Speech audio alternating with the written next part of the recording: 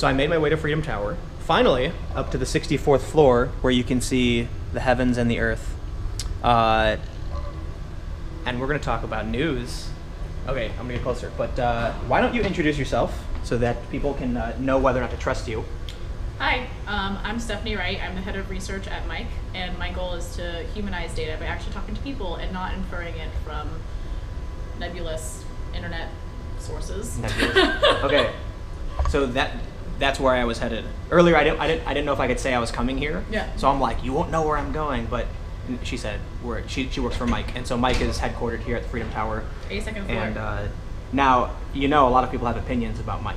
Oh, right? I mean, if you don't have an opinion, then who are you? Right, but what I'm trying to say is that a lot of people are probably going to be like, I don't like your publication. You know what I mean? Well, that's fair enough. You're But I'm gonna say that. But then I'm gonna ask you, because you brought this up, where are people getting their news from based on your research? So I did a study after the post-election fallout about where people mainly got their news about the election. And one interesting, I guess there's multiple interesting factors, is that 59%, you could pick multiple options, 59% said that they got it from online publications, and 58% said they got it from TV, and then 53% said Facebook.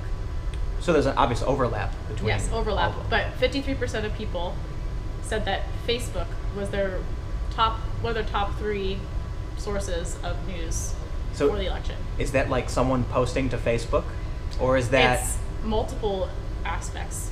So we did in-depth interviews afterwards, and it was people scrolling through and getting their news from online publications through the scrolling of Facebook, but also people sharing their opinions and having discussions, and it's a facilitator of information.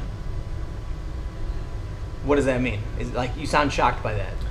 I think it's, first of all, the fact that more people got their information from the TV than TV, 59% versus 58%, shows that we're on the hinge of the post-TV election cycle, or election coverage, which I think is really fascinating.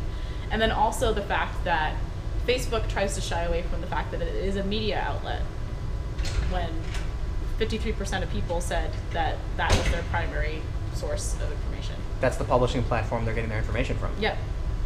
Wow. But do you think then, outside of the election and everything, that TV, I mean, we all think it's on the way out, right? Yeah. Would you say that your research backs this up, that we're seeing Facebook on the rise, TV on the decline? I would say that, yes, it does.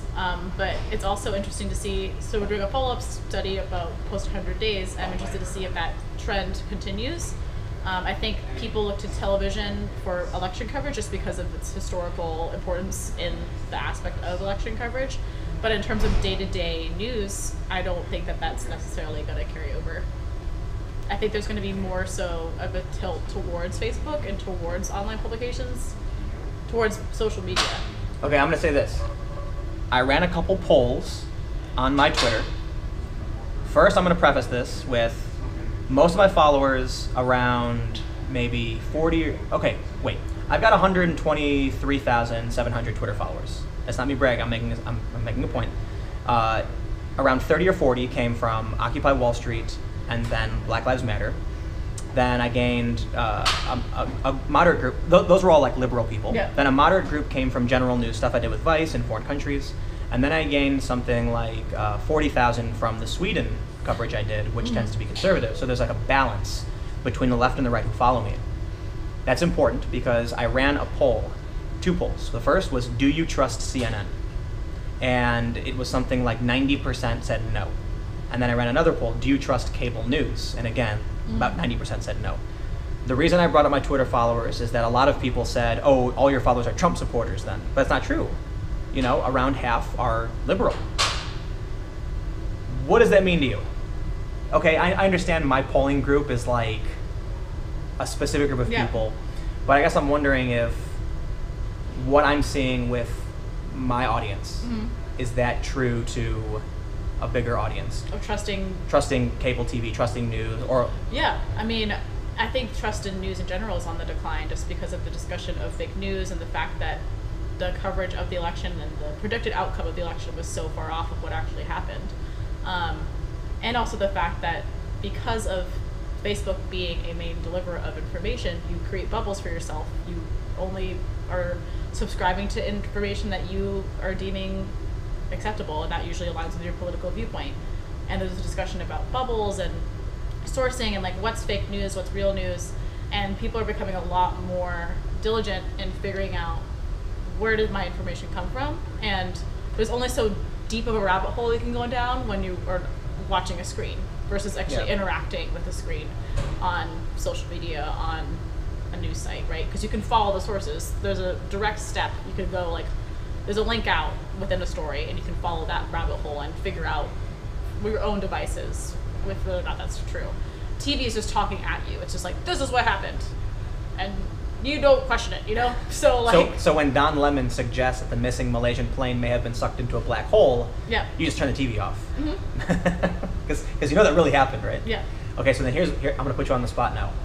You work for Mike.com, which is partisan, right? Obviously. So what would you say to people who don't trust Mike or don't like Mike? Right? You're talking to people about their sources, about fake news or whatever, and a lot of people who would think you're fake news. Well, I would say that their viewpoint probably comes from their own personal experiences, and I'm proud to work where I work because we are very diligent in checking our sources and going back and correcting stories and saying that we're wrong and when we don't get a story right. And we try to have people who are from the communities that are being covered, whether that be LGBTQ, minorities, whether that be Latinx or African American. They're the ones that are covering the stories because they're the people that understand the communities that are being affected. I guess the way I'd put it, I always get criticism from people because I'm friends with people on the left, I'm friends with people on the right. I get criticized by the left for talking to people on the right and people on the right for talking to the left. The way I see it is, like, I mean, you just said it. You know, you guys are partisan, but you try to be factual and you fact check and everything like that. I think the real issue is everybody has a perspective on how the world works. Yeah. And this was exemplified really well, I think, when BuzzFeed was talking to Tucker Carlson, and they asked him if they would run something that was overtly racist, and Tucker said, "Of course not. We don't want to be racist." And Ben Smith from BuzzFeed said, "That's an editorial position then, right?" So I guess what that means to me is there's a lot of things that we don't realize are opinions that we all agree on, and then there are smaller things we don't agree on. And I guess what I would say to the people who are watching, because this is less formal, is trust it or don't. If they don't like your publication, then they're probably not going to. But I always encourage everybody, and I'm going to say this to you, I always encourage you, read the sites you don't like as much as you read the sites you do like. Otherwise, you're going to trap yourself in a bubble. You, like, by all means, like, everyone watching can think you're wrong for sure, but as long as they know what you think and why, that's really important. Yeah, it's getting the personal narrative to understand where your position is coming from, and that is what is really important to me as a researcher, is figuring out what is the human story behind the data point, right? Like, you can, in a survey, people will say, like, I am a moderate. We were talking about this earlier. Like, what does your personal understanding of what a term is given to you as? Yeah. And so, like, to actually talk to someone and be like, okay, you describe yourself as being extremely liberal. What does that actually mean? And narrowing down those specific points. That's your research. Yeah. Yeah, so to clarify, earlier we had talked about how, if somebody says, I'm extremely liberal, what does that really mean?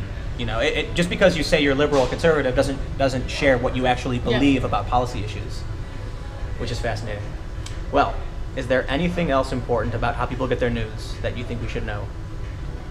I would say it's important that you don't just absorb, you actually participate, and you kind of get your own narrative into a situation. If this is something that you're really, really passionate about, like, put your name in the ring, like, actually voice an opinion. Don't just be a wall that is being talked to, actually speak back. Oh, I think the people watching are the people who tend to comment and engage. Like, I think I'm gonna pay you all a compliment, because news is a really hard subject to do on social media. It is. Because everyone's doing it, but also because of the opinions, because of the partisan politics, partisan news coverage. But the people who engage, the people who are probably watching this video, are the ones who are active and involved in the news and watching it. And that's probably why they have opinions about all these issues, which is great. Preaching to the choir, I guess. All right, so I guess that about does it for hanging out in Freedom Tower and looking at the, 50-mile visibility, you said? Mm-hmm. That's really cool. Tomorrow morning, first thing, I'm flying to San Francisco. There's going to be a free speech rally. I've talked about this a million times. And it's probably going to get very violent. And I'll be there. So you can follow me on Twitter and Instagram at Timcast. Click the like button if you liked the video. Just everyone click it right now. Just click it because it helps the channel. Comment below and let me know what you think. If you like what we're talking about, if you don't like it, just tell me and we'll have a conversation. Subscribe for more videos like this. I will see you all tomorrow. Thank you all so much for watching. Adios.